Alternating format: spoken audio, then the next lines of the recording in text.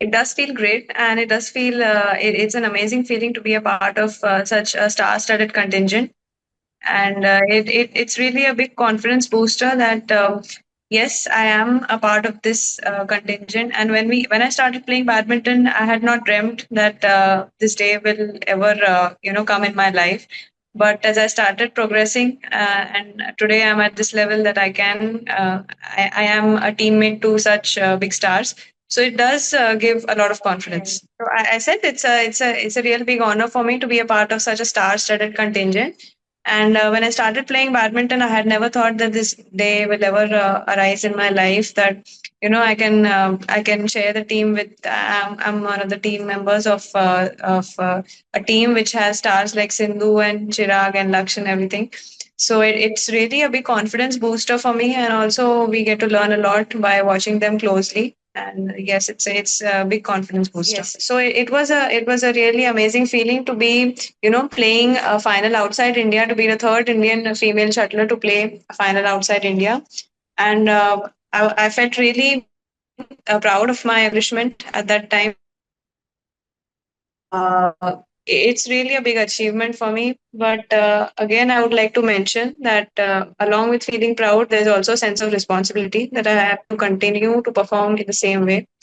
And there's a lot more to learn. It does feel great to be sharing that position with those two great ladies. But again, there's a lot to work on. So it's a proud feeling, but of course comes with a sense of responsibility as well. Yes, like you mentioned in your question, 2023 was a really difficult year for me. Actually, I contracted dengue and typhoid together at the same time. So getting recovered from that was a really big task, and I want to acknowledge the support of my family at that point in time. They stood by me in all ups and downs, and without that support, I would not have, I wouldn't have had the strength to come back so strong. And I had to work a lot on improving my health to at least the normal stage, and then start working on my strengths again. Because after dengue and typhoid, there was a lot of weakness, and as you know, the badminton is such a high. It demands a lot of energy, right? So it was a really tough task getting all that strength and fitness again. But then this year again, I started on a good note, 2024, by winning Azerbaijan Challenge. So I slowly and steadily worked on my diet and my fitness, and yes, it was tough, but I would say keep for stamina and the basic exercises like running and everything that your coach as looks after. So I looked after that all on my own, and I'm proud that I could get back strongly to give a few good performances. Yeah, I think it's a very fine balance actually, because if you overdo either of the two, it's going to be a disaster for your body and your mental well-being as well. So that balance needs to be very fine tuned, that you shouldn't overdo on court, and neither should you overdo on fitness also. So if you're pushing hard on court, then probably reducing a little bit on your fitness is okay, and that depends totally on how your tournament schedule is. So if there are lots of tournaments, of course, there's no window. Like you can see the BWF calendar. So there are so many tournaments packed, and if you want to maintain the ranking, it's really difficult to manage fit on off season preparation and on season. So it's basically on season most of the times. So in on season, you can't focus more on being drained out or tired. You have to focus more on matches. So in off season, there's like we have now probably that this month is an off season, so you can focus more on your weaknesses. But in on season, like which was there completely last year, you need to focus more on court strength. So this is the fine tuning that your coach needs to look after, and I'm very thankful and grateful to my coach, Mr. Shrikant Wad, for looking after that so well. No, How my father different? was not a coach. No, my father was not a coach. He is not a badminton coach. Okay. Well, it's very individual, I think, and it also depends on how you have grown as a player. So for me, I've been a person who has I give my own inputs as well into what needs to be done in my training program. So the on court part, definitely my coach looks after that. But off court, yes, sometimes as I have garnered some experience by looking at bigger players like Sindhu and Lakshya. So a few of the things I've learned from them. So I also look after that fitness part quite a lot on my own as well.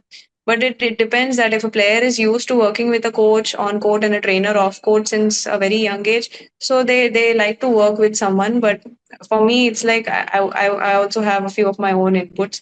So I don't find it very uncomfortable to train without a trainer. But definitely at the top 10 level, you do need professional help. That I totally agree.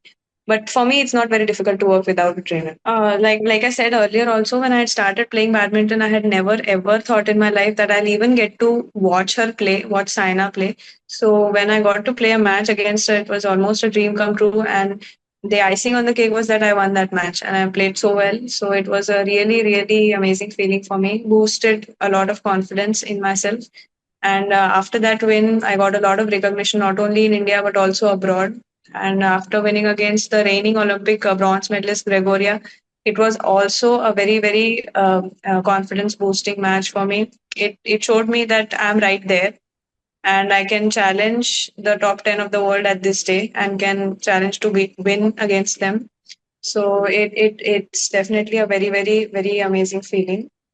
And even though I won, but there are a few points wherein I thought that I could have improved. So when you play against the top 10 of the world, there are a few points which you can clearly see that this is okay. We won the match, but there's always something good and bad in every match. So a player should be, active enough to understand that and work on those improvements again. So I got to know a few learnings, and the same was there in the high-low open final as well. So I know where I need to work on. Yes, I am. I'm very glad and thankful to Jet Synthesis and Real Sports, which is a talent management company under Jet Synthesis, that I am on board, and I'm really thankful to them for having me on board, and looking forward to a very strong association with them. And Okay. yes, it's an honor for me to be part of their team actually, and Mhm. I'm really grateful.